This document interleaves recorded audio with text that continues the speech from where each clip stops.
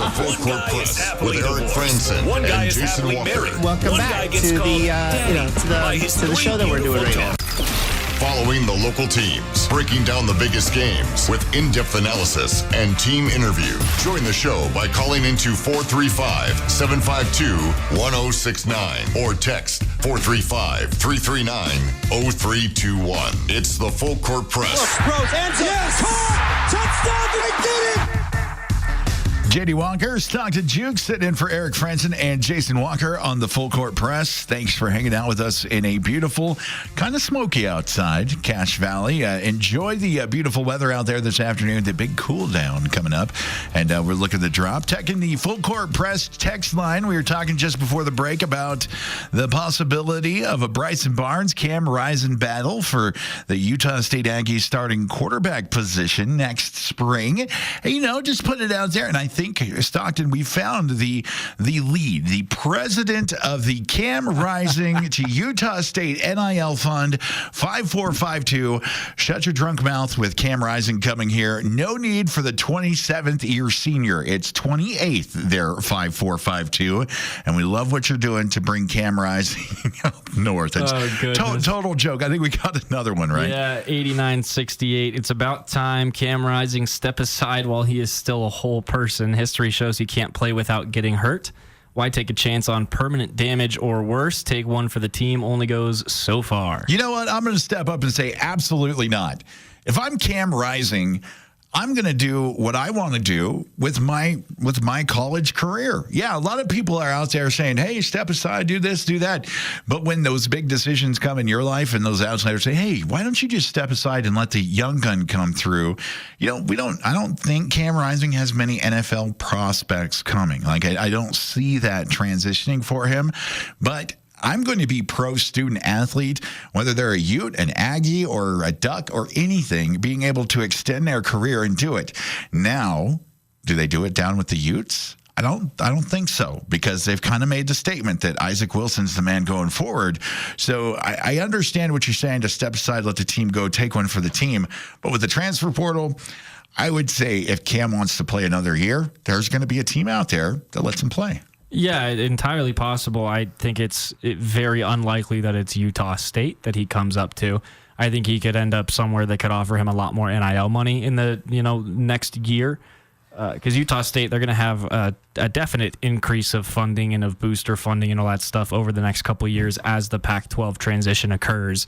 But like I was saying earlier in the show, we're still about 20 months away from that transition, 21 months. Uh-huh. So it's going to be a slow change. It's going to be a slow process. And I think Cam, if he's maximizing his NIL potential in college, and he's probably going to go to another Power now 4 school. But that's also, whether or not one of those schools wants to take a chance on a 25 going on 26-year-old vet with a history of injuries for 1 year, or they want to lay into their recruits a little bit.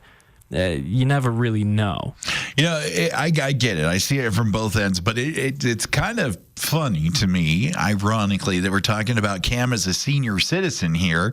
He's 25 years old. You look in the NFL, 25 years old is that peak performance of an athlete, and I know he's got that, but here's my thing with that, too, is you think about, as a Falcons fan, when you look at the Michael Penix pick, everyone was like, oh, that's an old man.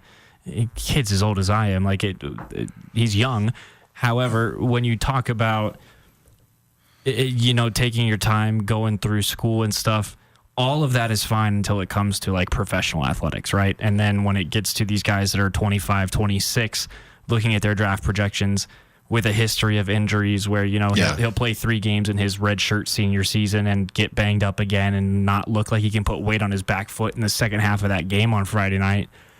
That is a lot less likely to get him drafted or even signed. I don't think, I think he had to have a realistic thing. I don't think Cam Rising was ever really an NFL prospect. So he could have been if he didn't get hurt so much. Well, but that's something nobody can. Yeah, I mean, we don't have a crystal ball. You could go Kobe, LeBron, the way they take care of their bodies, and you're still going to deal with injuries.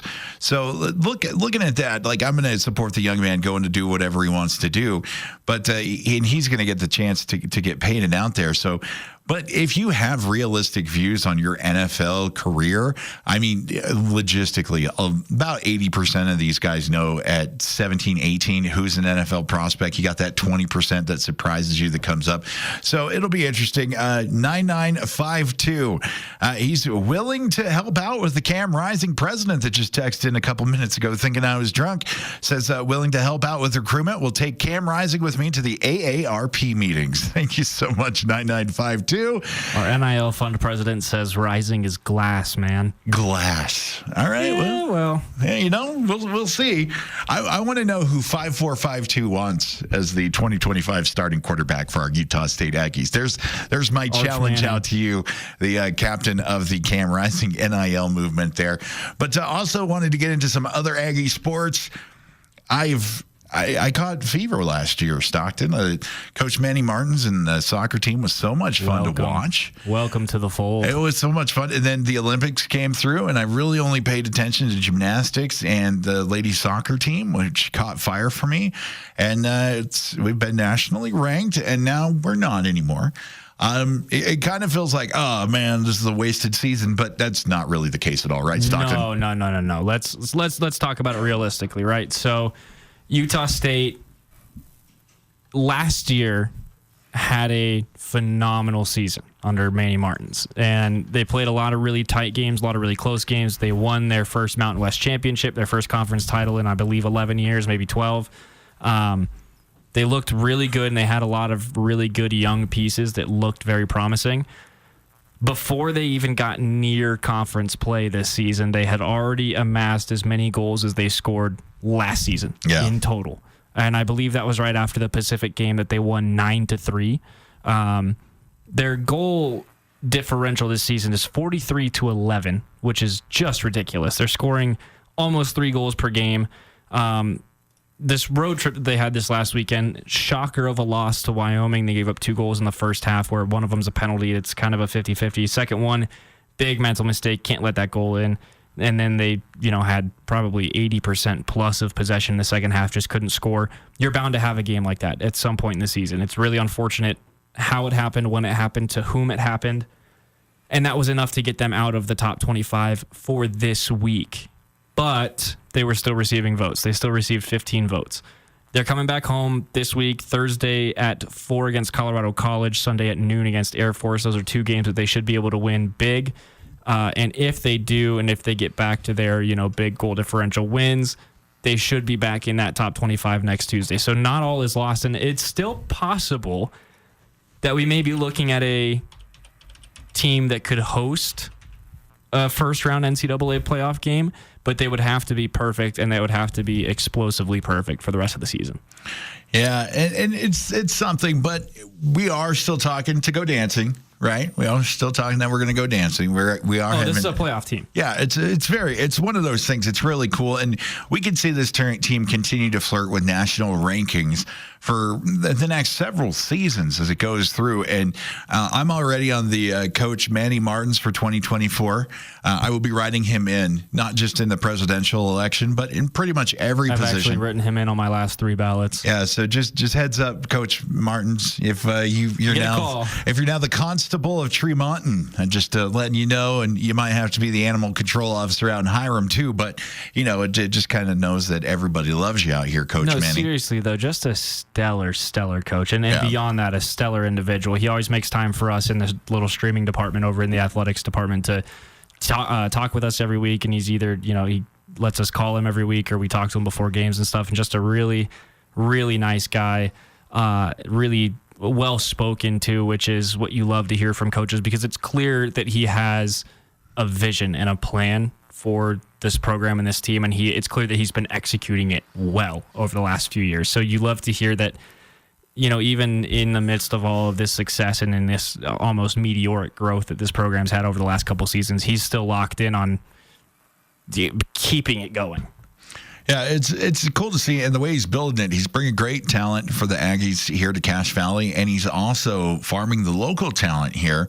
If you pay attention to ladies soccer, high school soccer here in Cache Valley, holy smokes, this is one of the, I would say, hotbed in the state for ladies soccer. Let me tell you guys about Austin Miller.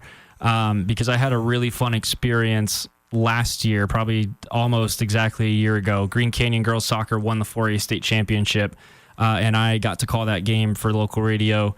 Austin Miller was one of the goal scorers in a 2-0 win for Green Canyon in the state championship. And at the time, Austin had verbally committed to Utah State soccer, and so we knew that she was going to come up and be an Aggie. Obviously, freshmen coming into a D1 program, coming off of a conference championship, you expect that, hey, there's going to be a lot of people in front of them.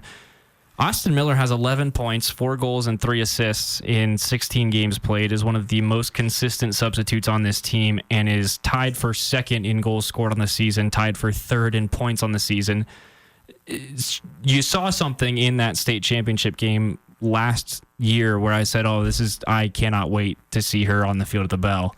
And in her debut, scored at the Bell, just has continued to be a huge piece of the attacking midfield. And again, Utah State, one of the best things that Manny Martins has done for this program is what he does in the offseason in recruiting and who he's bringing in and what the team that he's building and the pieces that he's finding that fit into his scheme. It's unbelievable. So to see Austin Miller come in and translate the way that we expected and really hoped that she would has been really fun, and that's a local product. And she's out there playing with Kylie Olson, who also went to Green Canyon, Busy Revelo, who went to Logan, Whitney Lopez, who went to Logan. There's a lot of local talent out there. So Coach Martins does a fantastic job on season, off season, up and down the board. And there's so many young soccer teams and programs. FC Aggie Soccer, didn't they bombard us with candy? We got pelted by like 20 kids. Oh, yeah, they came over with just a handful of candies. And normally that's like a dream for me, but I'm trying to watch my figure here in Cache Valley and stuff. But it was so cool being out there at the USU parade. I know I'm diverting, but seeing all the local club activities, dance and soccer and all that stuff too. From the Full Court Press text line 9868, it's nice to see the team where the teams are rated during the season. What I want to see is where they finish at the end of the season. Yeah, I hear that. It's always fun to talk about the nationally ranked program, and it was kind of fun to do. And it's still the hype there, but I wonder, with that going away, do you think we might see a refocus from the team a little bit after this current stand? Like, not really the way they wanted to go to drop one in Laramie. I mean, nobody wants to go to Wyoming to even fill up gas or lose. So listen, I'd rather lose and live in Logan than win and live in Laramie. Yeah.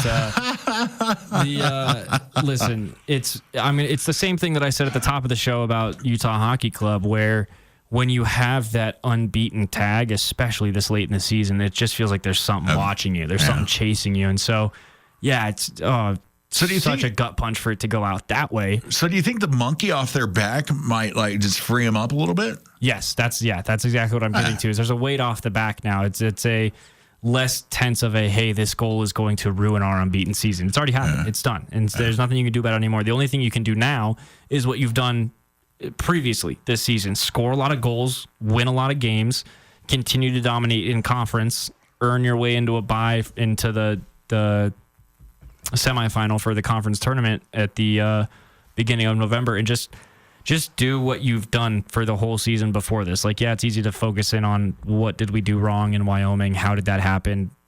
Don't worry about that. It's over. There's nothing you can do about it anymore. You know, a DJ joining us on Aggie Call, DJ Allen, really helped my mindset, because I've been a sports fan for knee-high to a grasshopper. I mean, I started liking sport, playing baseball and Little League, T-ball and all that stuff. But I grew up in Pasadena, California, so I'm a Lakers fan. Moved to Oregon, so Seahawks, Ducks, Vegas, so I'm Golden Knights. Yeah. So I'm a sports mutt all over the place. But I had to remove my fandom and just kind of look at the breakdown of what it is. And at the end of the day, USU soccer still in play for a Mountain West championship. Still the favorite for Mountain West championship. We're looking at the NCAA tournament. Like, the season is still moving forward and in great shape for our Lady Aggies. So the thing about it too, and the thing that I realized when I was looking over everything, Utah State has the same record as BYU, who is currently ranked, I believe, in the top 10 in the United Soccer Coaches poll. They are 1-0 head-to-head against BYU in the United Soccer Coach on the season this year. They're in the Mountain West. That's what it comes down to. They're in a group of 5 conference, and the people that vote on those are very biased against Group of 5 conferences because they see the conference schedule and say, it's not as tough as these other conferences that the likes of BYU are playing in. But then when Utah State goes head-to-head with BYU, they beat them almost every time they've played them since COVID. So there's the bias there. And yes, I am more concerned about where they finished the season, but I don't think we should overlook the fact that they were at one point ranked 7th in the country this season as a Mountain West team. Like they're doing everything they need to do. Hey, look, if anybody wants to doubt or look past the Lady Aggies when it comes to tournament time, like they're going to get smoked. You don't think the reason why BYU is ranked higher than Utah State is because Cam Rising's closer to him down there in Provo? I think that's the Cam Rising effect, right? Yeah. 8-9. We know they love Cam and Provo. 8968. As one that lived in Rock Springs, Wyoming for a few months, I can completely agree with you about living there. I'm sure Wyoming has great places, but like you said, it's better to lose and live in Logan than it is to win and live in Laramie. So we're going to take a quick break and come back talking about another team that I think from our Aggies has been kind of on the uprise. And if you didn't know, Stockton does a lot. And by a lot, I mean pretty much every play-by-play for our Aggie soccer team, for the volleyball team, for USU hockey. I'm pretty sure he would do a play-by-play for the Cam Rising NIL club, too, if we needed to work that out. But we'll talk to him a little bit about the volleyball team that's changing from the Cardiac Kids, going to 5 sets and kind of handling business on their own these days. We'll be back on the Full Court Press here on The Fan. Cold weather is here, which means you'll be using your gas fireplace again. Let Advanced Fireplace and Stove, the 4-time Best of Northern Utah gold medal winner, help you get it ready for those cold Cache Valley winters. Schedule a service call with one of their service pros today and receive 20% off when you mention this ad. If you're building a new home, Advanced Fireplace and Stove can design and install a Napoleon fireplace. From traditional to modern, Napoleon has something for every design and every budget. Find out more at advancedfireplaceandstove.com. This is Ryan at My Mattress. A few years ago, I saw this sign hanging in a gas station. It said price, quality, service. Pick 2 out of the 3. Now, it's funny, and I did laugh, but at My Mattress, we don't even want to do business unless we can do all 3. Price, quality, and service. We have a 90-day sleep guarantee, 90-day price guarantee, and we will answer the phone if you have a warranty concern. At My Mattress, we deliver, we have financing, we strive to be price, quality, and service every day. Isn't it time to sleep exceptionally? Only at My Mattress. This is Kyle at Advanced Door, and we guarantee every garage door we install for a lifetime, parts and labor. That's every door, every spring, every roller, every track, every motor. The entire garage door system guaranteed for a lifetime, parts and labor. We're Advanced Door, and we guarantee you'll be hearing this for a long time. Find out more at advanced-door.com. That's advanced-door.com. 22 years ago, Cafe Sabor opened in the historic train station. Come celebrate this October as Cafe Sabor says thanks. Thank you to the hundreds of amazing employees and thousands of wonderful customers that have made Cafe Sabor Cache Valley's favorite Latin restaurant. Receive free spinach artichoke dip, free fried ice cream or churros with the purchase of 2 entrees. A simple but delicious way to say thank you. Free spinach artichoke dip, fried ice cream or churros at Cafe Sabor's 22nd anniversary celebration. See server for details. It's the Full Court Press with Eric Frandsen and Jason Walker. Welcome back to the Full Court Press. J.D. Walker, Stockton Jewkes in for Eric Frandsen and Jason Walker. Jason, his bald, beautiful self, on the road trip down to Mountain West Media Day for basketball. Looking forward to checking in with him tomorrow and just talking about all sorts of things we got coming up here. We'll talk about the Aggies volleyball and a couple other things, but I want to run this past. We were just kind of joking about this behind the scenes. I don't know if you saw this, but, just like we do the coaches show with Coach Nate Dreiling and stuff like that, there's other markets have that. In the Dallas market, there's a radio station down there, The Fan, that has an agreement. Jerry Jones does a weekly radio appearance, and things got a little chippy, Stockton. A 30-year radio vet here, so kind of laugh at this a little bit. They were asking questions. Of course, Jerry's team just got blown out 49-9, and Jerry said, quote, "That's not your job to ask those questions. I'll get somebody else to ask me these questions." No, I'm not kidding. Basically threatening that kind of to fire them and have them replaced. And so Jerry going a little viral for that today. I always find it funny when ownership or something takes a shot or they don't like the questions that they ask because, look, I have this, I'll put this as a Utah State thing. I have an overwhelming loyalty to Utah State, and I couldn't even really explain it to you right now. I was telling Eric earlier, I'm a Ducks fan since 88. I'm a Seahawks fan since before that. I can tell you, I probably watched an hour combined coverage on both of those, but I have watched the games, not only in person because I'm here, but rewatched them several times to learn more, to get involved with our Aggies. So we do the homework and we put it in. So when an owner says something like that, you just got to go back on Jerry's big decisions, building that big, beautiful $10 billion stadium that's never going to see a Super Bowl. So kind of in the sports world right now. And as an old radio guy, I would love for Jerry Jones to come at me. Of course, he's got more money than, Moses does. But, that doesn't always mean you have integrity and class. Oh, there's a lot of things that we could say about Jerry Jones. But I'll say this. One of my favorite things about being an Atlanta Falcons fan is that it's owned by Arthur Blank. And Arthur Blank is one of the highest class individuals, not only in the NFL, but in professional sports. One of the best owners out there, and just a fantastic guy that would, never act like that in front of the media. No. The Falcons have had some very rough years over the last several years, and he has always been open, and he's always answered questions. And was Arthur the owner of the Falcons during the Michael Vick stuff?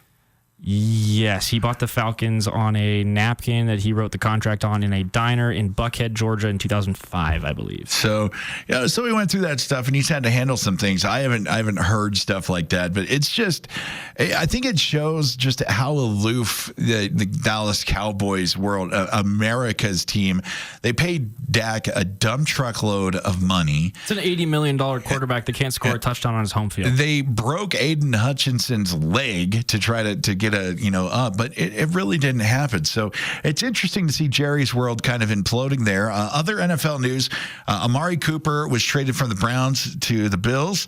Devontae Adams left the Raiders to go to the Jets. And we'll see a lot more of that in the next couple of days too, because like you mentioned, the trade deadline is not for a couple weeks, and the league meetings, the mid-season owner meetings are going on in Atlanta right now, so you can guarantee a lot of them are talking to each other, and we'll see some stuff probably come out over the next couple weeks, but we tried to bug Stockton's dad to get the latest information, but he's too technically savvy to kind of get past that. So, yeah, it'll be cool to see if there's any reaction, because normally the NFL trade line wasn't really a big deal. Like, it's just kind of, Bob from West Virginia, the seventh, depth on the depth chart tight end who came into the game. Like, he would get sent for a 18th round draft pick. But now there's wheeling and dealing going on everywhere. Well, and the unfortunate part about it, too, is if the midseason trade deadline is a big deal for your team, that means you're probably dealing with a big injury. You're dealing with missing a starter that you've got to replace somehow, some way. That said, there are still, like we saw with Devontae Adams going to the Jets, there are still a couple things where some teams are still trying to poise themselves as serious contenders this year. Some of them are pretenders, and they're going to bankrupt themselves and damage their future rebuild to probably set themselves back 2 to 3 years just on payroll alone. But you're going to see a couple more moves because teams are getting more aggressive with these not even one and done rosters, but these half a season and done rosters where they have a good first half of the season. Like, okay, well, this is it. We're going all in. And it most of the time doesn't pan out. So it's really one of those things. And the Raiders also with news today because the NFL approved Tom Brady to be a minority owner of the Raiders. And now I have this philosophy. Quarterbacks go to die when they're drafted to the Cleveland Browns, both pre and post Baltimore Ravens. The New York Jets, Zach Wilson, I know the down there BYU guy and everything like that, Isaac Wilson, his little brother. I don't think quarterbacks get a fair shake in those systems, and I really think it's an ownership problem down. Zach Wilson was always set up to fail in New York, and even though his appearances, he just didn't really live up to some of the statistical expectations, he was set up to fail there as soon as they brought Aaron Rodgers in. Well, everybody thinks that Joe Namath is going to walk through the door and win him a championship, but I got to tell you right now, even if somebody the caliber of Joe Namath walked in the door, sure they're not winning a championship because that whole organization from top to bottom is a mess. They trade for that stud pass rusher. He's held out the whole season. He's now got granted a request to have a trade. He signed a new contract and didn't even play for them, I believe. So there's just stuff like that. And the Raiders, I mean, come on. The Raider faithful, Raider Nation, and as a Seahawks fan, I say this very lovingly towards them. The Oakland and LA and even some of the Vegas fans I met, some of the best in the world. The tailgate experience outside the old Oakland Coliseum was one of the best in the NFL. Now, you might get shot or stabbed if you run your mouth, but if you're cool, everything was good. They don't really have that experience anymore. Their owner is the son of Al Davis, who used to draft guys based on their speed and all sorts of stuff. I mean, they haven't had a good quarterback since, I'm going to say, Rich Gannon. But those are the Super Bowl years so far. It's just these organizations get stuck in purgatory. To me, there's this cycle that some teams get stuck in when it's very clear to everyone they need to rebuild, and they just remain as the butt end of the joke in the league for decades on end. As soon as they have a little bit of cap space free up or a little bit of roster space free up, they jump on this savior that they think is going to drag them from the depths of the standings in the league up to playoff contention and potentially more. But then you just keep throwing Band-Aids on a giant open wound in the middle of your chest. Like, the Band-Aid's not going to close you up. So you've got to, at some point, just reset and refocus. And that's why I think that it's going to be a struggle for the Raiders, who, like you and I were talking about during this most recent break, is they are almost exactly the Jets on the West Coast and vice versa, where these two teams are the secondary team in a major entertainment district, a major entertainment center, where Vegas, the Raiders... I wouldn't even say they're set. I mean... The Raiders I would put second to the Knights right now. The Golden Knights own the city. After that, it's going to be the Las Vegas Strip. And then the Raiders... If we isolate sports, because when you move over to New York, you can make the same argument for everything. But when you take New York, the Jets are probably 4th or 5th on the tier list, where you've got like the Yankees and the Giants of just this historic franchises that have taken over these cities for longer than any of us have been alive. Yeah. That, the Jets have always played second fiddle at MetLife and have always been kind of the little brother in the Meadowlands. And these teams are always playing catch up, where they're just throwing little chunks of money and open space that they get from time to time, but they are never taking the time to just sit and rebuild. This is what the Falcons did well, and I'm going to keep going back to the Falcons because this is what I know the best. But the Atlanta Falcons knew a couple years ago when Matt Ryan went to Indianapolis, we're going to have to pay that contract off for a couple years. We also had Julio Jones' contract in dead space after the catastrophe of him leaving, and man, I'm not over that still. But when we finally got rid of all that dead cap this past offseason, and then we went off when we got Kirko, we drafted Michael Penix, because quarterback has been the issue since Matt left. That we know that. So now we were trying to get set at quarterback as soon as possible. We also had all this extra cap space where we can go add Judon, we can go add Justin Simmons, we can shore up that defense that was top 10 in the league last year. Have some offensive pieces with Algier and Bijan Robinson, and Darnell Mooney was a great add for this receiving core. Like, you've got to take the time to just flat out suck for a couple of years and just take the lumps and get your money back and pay off the contract so that you can build from a chest of wealth where you can actually pull all the pieces together at the same time, instead of trying to find a savior here and there every 2 or 3 years and it never working out, because you can't do it all on your own. You can't ask one person to save a whole team. I feel like I want to rewind what you just said and play it regarding our coaching search for the Aggies, for the future for the Aggies. Think about that. We talk about recruiting and the stuff. They've got a great recruiting class coming in. We've got a kid, Tommy Rock Olson from down south. He's got the bloodline heritage for the Merlin Olson guys and the Olson family. And it is so awesome to see that future. And it's going to take some time and some patience to get us back there. Let's kind of pivot. We got lost in a little NFL there for a little bit. We're both football nerds, so that's kind of what happens. Love it. So Stockton, my guy here, calls volleyball, calls all sorts of sports for our USU Aggies. Talk to me about the volleyball team. We're kind of turning things around. These kids are giving me some cardiac problems, taking everything to 5 sets. Now they're starting to handle some business out there. Yeah, it was kind of psycho. They went to 7 straight 5-set matches, which was the most concurrently in program history. Unfortunately, lost most of those. I think they went 3-4 over that stretch. Yep, that is correct. They won that last 5-setter in San Diego on a reverse sweep, and then they go out 2 nights later in Las Vegas against a UNLV team that's really good, and they sweep the Rebels in Vegas. And at that point, everyone was like, okay, hold on. Wait a second, what's going on here? So they come back home last Thursday, play a really good game against New Mexico, have an opportunity to sweep the Lobos, kind of give it away in a 60-something combined third set.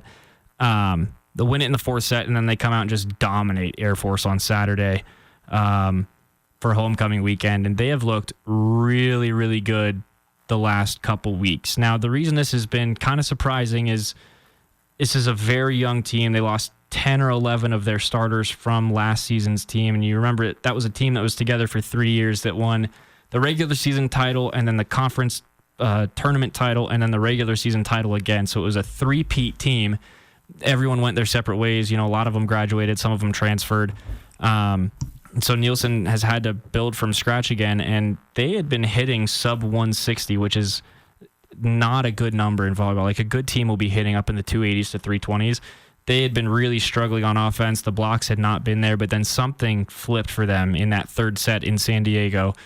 Since then, in that San Diego match, they hit 261 on the match. The next night out at UNLV, they hit 343 in the sweep against a 160 for UNLV. So not only was the hitting there, but the blocking was there for Utah State too. They came out the next night, hit a 210 against New Mexico in that 4-set win, and then a 306 against Air Force in a sweep where Air Force only hit a .097 and Utah State had 12 blocks. So they have been on fire lately, and a lot of it is because a lot of the personnel is starting to come together in a really good way. That's something that Coach Nielsen had to struggle with a bit early in the season because, like we said, very young team. He's filling in a lot of empty spots, so you got to figure out who needs to go where, who plays best together, and then it just takes time to start gelling together and learn where your sets are supposed to go, where your passes are supposed to go, where your teammates are going to be on the floor. Then you can drill in a lot of the other stuff, and the numbers will come. And so that's what we're seeing with Utah State now. They've got a couple matchups coming up this week. I think they're hitting the road, aren't they? Yeah, they're on a road trip right now. They're going to be at Nevada tonight, actually. It's a Tuesday night at 7 p.m. Mountain Time. That'll be on the Mountain West Network. Saturday, they are at Boise State at noon. They were supposed to play another match on this road trip.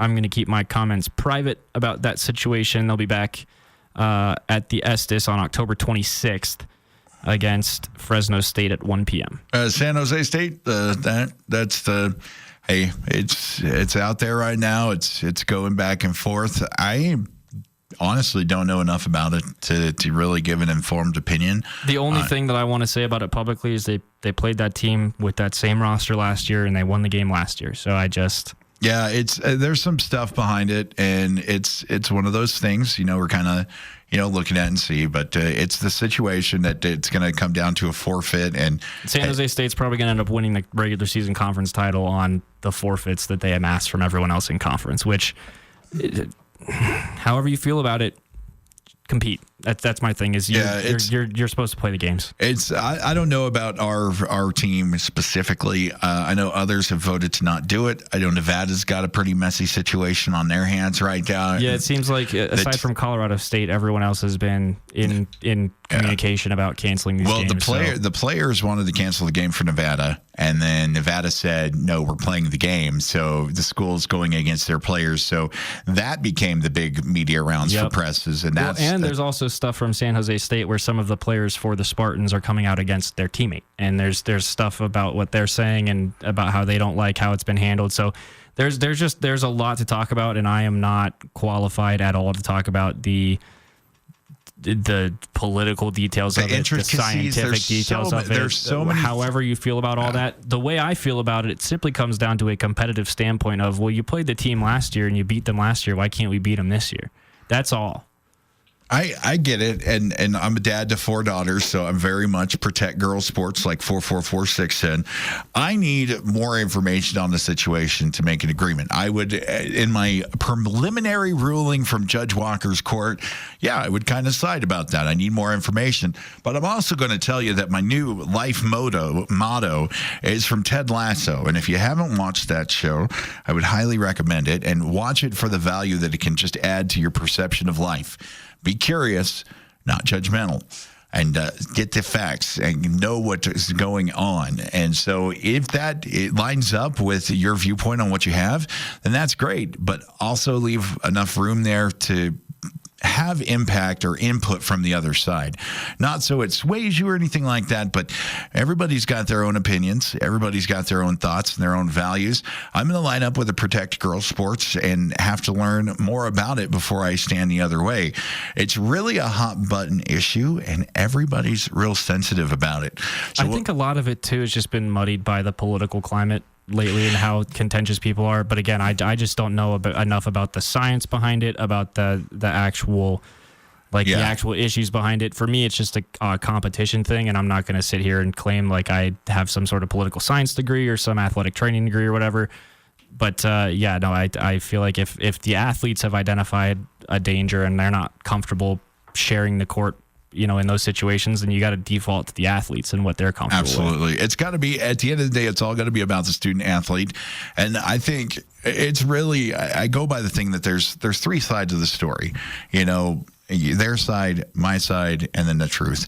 And so I get it. Yeah, you can dial it up, 4446. I see you there, super simple and everything like that.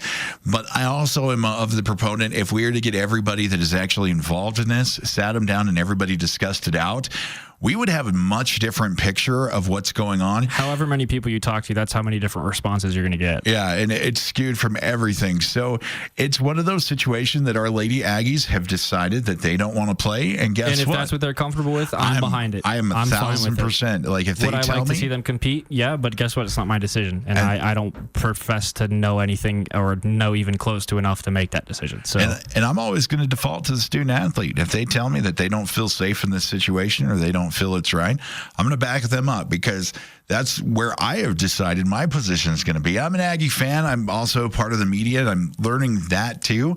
I'm just an old rock and roll DJ that loves playing rock music and loves sports. So it's hard for me not to get passionate about our teams. But know this, if the student athletes are telling me something's wrong, then I'm going to be on their side. And so just to kind of reorient this back to the season as a whole for Utah State, because they still have a good part of the conference schedule left, and that win on Saturday against Air Force took them up above 500 in conference play, so they're now going to be vying for one of those tournament spots if they can keep up this momentum.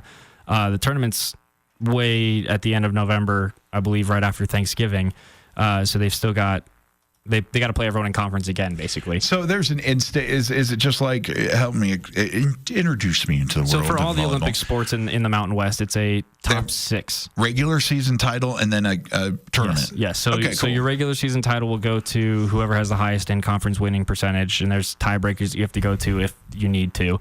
But the way the tournament works is you have your top 6 seeds in the conference based on winning percentage. Number 1 and 2 get an automatic bye to the semifinals. So on the first day of the tournament, it's a 3-day tournament. 3 and 6 and 4 and 5 will play each other.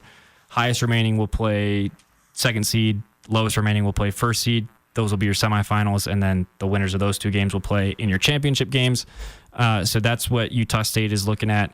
I don't think, and just being realistic, looking at some of the standings in volleyball, I don't think that one of those top 2 seeds is realistic for this team this year. But sliding just into some of those the, 6? The slower start that they've had. And the one thing that makes me think, hey, maybe they will potentially slide into one of those top 2 seeds is if they can play Colorado State really well on the road at the end of the season. But Colorado State's the top dog in volleyball right now. Yeah. Fresno State's looking really good as well. So that's going to be a huge game when they come back home in 11 days. I would recommend, if you haven't been to a game at the Estes, Saturday, 1 p.m., October 26th. That would be a good one to go to. they can potentially get in the mix for a top 2 seed here if Colorado State fumbles a little bit and if they are near perfect for the rest of the conference season. But we'll also have to see what ends up happening with San Jose State, how their conference record ends up, what seeding they're in, and then how that's going to shake out for the tournament. Because if 5 out of the 6 teams in the tournament don't want to play them, what do you do? So, well, I think that's going to have to be a topic or a decision. Like, we'll cross that bridge when we get there. Yeah, that's not something we got to worry about right now. Yeah, Utah State just needs to keep the winning streak up because they're on 4 straight. Yeah, so. we can expound on everything, but Utah State's got to do what it needs to do to get to that tournament, to qualify for that, and then we'll handle business in the tournament and figure out what all the shenanigans and stuff are going on with that. Going to take a quick break here on the Full Court Press. Stockton Jewkes and J.D. Walker, and for Eric Frandsen and Jason Walker, thanks for hanging out with us. Where do you want to talk about for the next 20 minutes? Talk about some USU hockey, maybe get into a little playoff baseball that we've got coming up. Mets versus Dodgers there. Yankees Guardians just started. Yeah, I just saw that just a couple minutes ago. So we'll get back to some baseball, some USU soccer. It's all coming up on the Full Court Press. Hi, I'm Jay Broadbent with Alpine Home Medical. I'd like to invite you to learn more about us. Since 1997, we've been Utah's premier one-stop shop for home medical equipment. What sets us apart at Alpine Home Medical is the superior level of customer service. We provide home oxygen, CPAPs, wheelchairs, scooters, breast pumps, and so much more. Come on down and get to know us. Alpine Home Medical, we bring wellness home. Visit alpinehomemedical.com. Hey, this is Jarek with Jarek's Fine Jewelry. This October marks our 16th year anniversary. So to celebrate, we want to treat you to an anniversary date. Make it a date night on us. Come engagement ring or anniversary ring shopping at Jarek's Fine Jewelry. We have thousands of designs to choose from, including the newest custom designs. With no strings attached and no purchase necessary, we will buy you dinner at Sweeto Burrito or a sweet treat from Yumberry the entire month of October. Come engagement ring or anniversary ring shopping, and date night is on us. Make it special, make it Jarek's. Spend less time at the post office. With Formax and Mint mailing systems from Les Olson IT, you can quickly, accurately, and easily process your outgoing mail and even save on postage. Fold your documents, stuff and seal your envelopes, print addresses, weigh and measure to apply proper postage, all with the click of a button. With multiple model options available, you're sure to find a Formax solution and Mint mailing device that perfectly fits your business needs. Les Olson IT. The Aggies, Jazz, high schools, even the Pee Wee's T-ball team. It's the Full Court Press on Sports Talk Radio, The Fan. All right, this is kind of my jam. The albino of rock and roll. That's right, Edgar Winter, actually albino. Kind of intimidating up there on stage. It's the Full Court Press. I'm J.D. Walker, joined by Malone Jewkes, or Ostertag Jewkes. I just realized Stockton Jewkes, who you were named after, Stockton. It only took you 2 months. Yeah, it seems like has it only been 2 months we've been doing this stuff together? Yep. Man, I've been having a lot of fun with my guy Stockton Jewkes. We've got preseason basketball for the Jazz tonight. They're taking on the Kings. Some bad news regarding injuries. Isaiah Kohler is out, looks like strained hamstring for about 10 days. I am a self-admitted Lakers fan. I have been for a long time. Don't ask me about the current state of the fandom and the team, because it's an hour and a half rant that and doesn't shine too greatly on the AC Green, James Worthy, Michael Cooper, Magic, and Kareem days that I grew up with in Pasadena. But really following the Jazz because, look, they're my hometown. They're my home state team. I want to be excited about them, and so I've been following for the last little bit. So tonight, taking on the Kings, they're down at the Delta Center. Looks like it's going to be one of the last home games, right, for them, Stockton? Yep, final preseason home game against Sacramento tonight at 7. They're on the road at Portland on Friday. Now, here's the deal with the Collier injury news, because he got put on that list yesterday, and at a 10-day recovery from yesterday, that puts him as questionable in the season opener against Memphis a week from tomorrow, but then also very likely that he's back on October 25th against Golden State in their second game of the regular season, because they've got those two at home. So obviously the Jazz are going to be able to rehab him at home in their own facilities going into the start of the regular season. But interesting to see if he'll be able to be back for the Memphis game. If not, I would imagine he would be in the lineup for the Golden State game.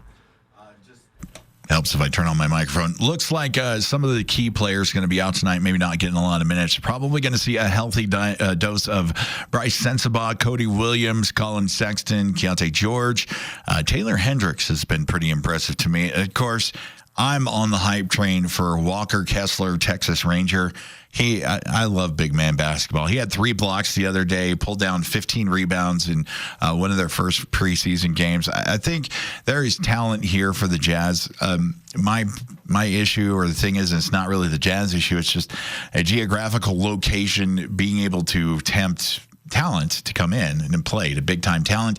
Usually big-time talent wants to be able to maximize their image and their financial prospects with where they go, and that's why you see a lot of the big cities get the stuff. And Salt Lake, a little bit different vibe that brings a little bit different player. We've got Marketing that stayed in town, really wants to be here.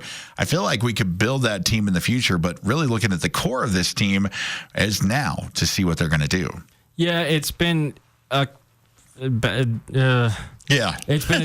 really been a downswing since the Darren Williams days back in 2008, 2009, when you had Andre Karolinko and those guys taking them at least into the playoffs every year. But since then, it's been tough to watch.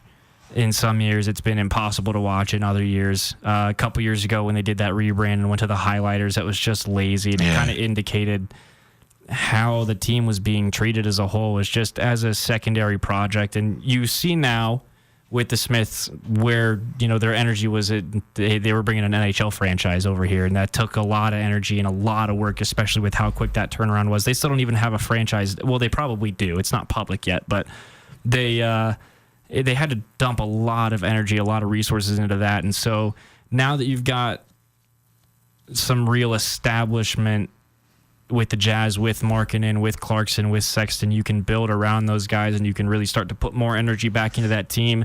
The rebrand, too, going back to the Purples next season, they could not announce that soon enough. I mean, that came over a year before it's going to happen, and it's a long process. The printing process, there's also everything. There's a 4 or 5 year hiatus where after you change your branding and your jerseys, you have to wait to do it again. Yeah. So you don't want to screw it up. Yeah, there's all sorts of trademarking stuff and all sorts of red tape that you have to deal with. But to me, it just seems like the energy is starting to come back. And I was mentioned I was down there at the Utah Hockey Club regular season opener. Lauri Markkanen was a big part of the intro, and he came out and he delivered the game puck. But even before that, just during the day, before the building was open and everything, Ryan Smith let him come out and skate around on the ice and just play hockey for a little bit. Because he's from Finland. Everyone up there knows how to skate. Everyone up there's had a hockey stick in their hand at some point. He was hitting clappers from the opposite blue line, just having the time of his life at like 1 p.m. before that game.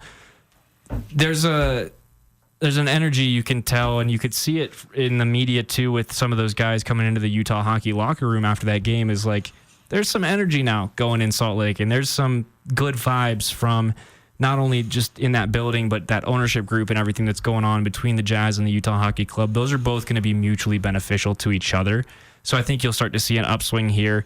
I think it's very important, though, that, with Markkanen, with Clarkson, with Sexton, you keep some of those pieces here as long as you possibly can, because losing Mitchell and Gobert a couple years ago was really a dagger to the progress they had been making in the 3 or 4 years prior to that. But it's kind of the blueprint for how it's done in the NBA and professional sports. If you take a self-evaluation after some time and you've tried to put things together and you're like, all right, Mitchell was not going to re-sign with us here.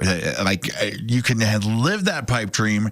He was not. Realistically, it's what you had to do. Yeah, it's what you had. It's unfortunate because it killed a lot of momentum that you really wish that they could have kept going. But there's no way. Right. There's no way to maintain that momentum and add something extra without subtracting. Especially when you've lost the buy-in from the players. And so when you sell those players off, and we got a load back for them, we got a great thing, and that normally works because usually the teams on that end really benefit because, hey, everybody's looking to look at Carolina.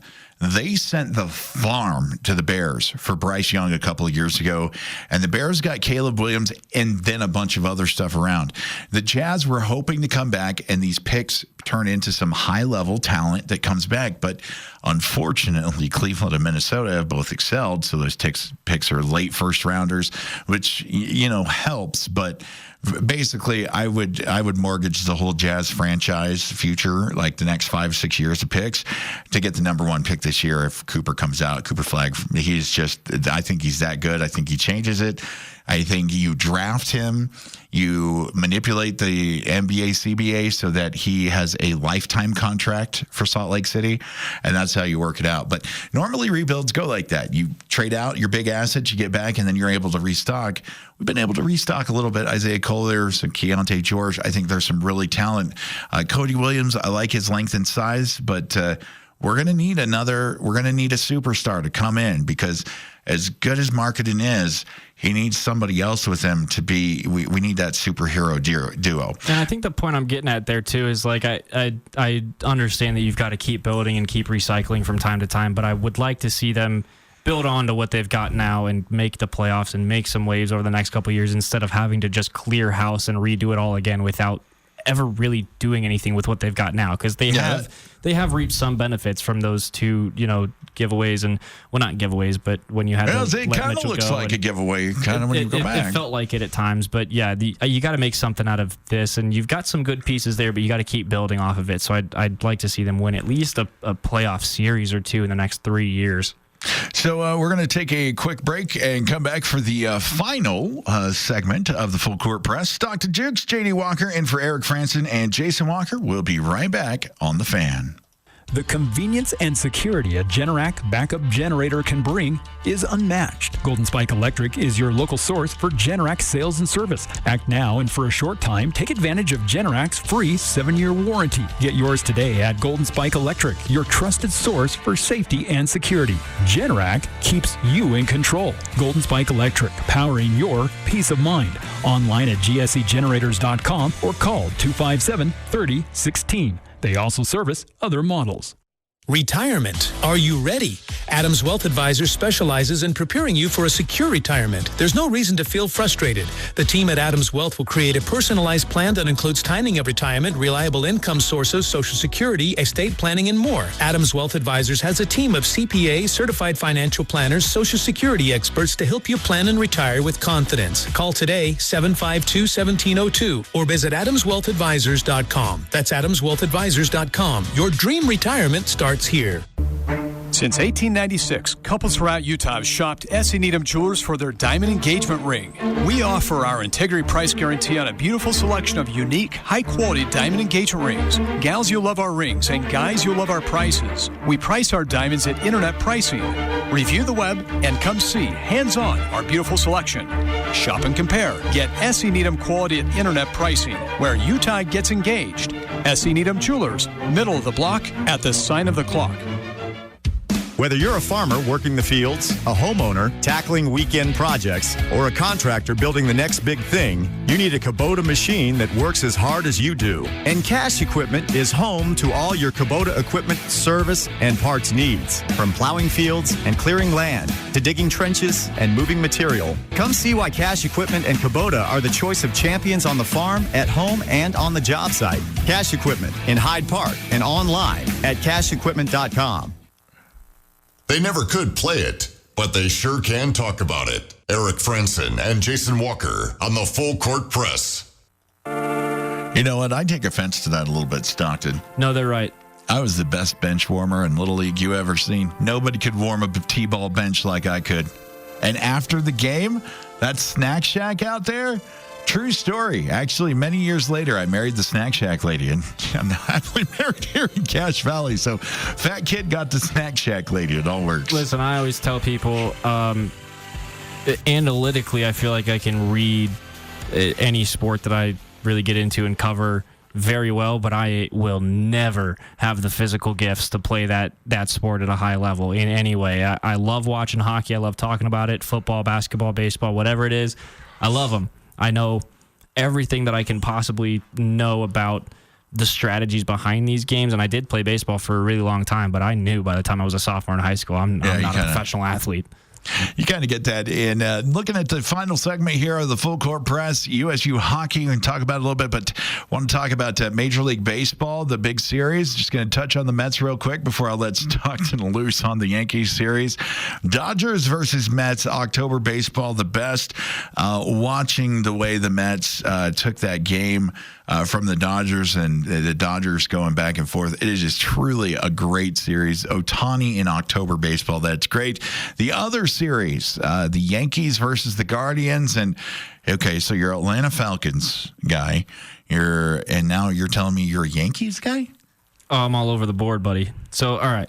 You're a sports mutt just like me. Yeah, okay. And here's the deal: is I moved all over the East Coast growing up. Never lived anywhere longer than 5 years. I've covered. Let's see. We lived in Jersey for the first 4-ish years of my life. Yeah, no, I know. I like to just default and tell people in New York because my dad worked right across the street from Penn Station. So that's where mentally we were, but physically we were in Paterson, New Jersey, for like 4 years.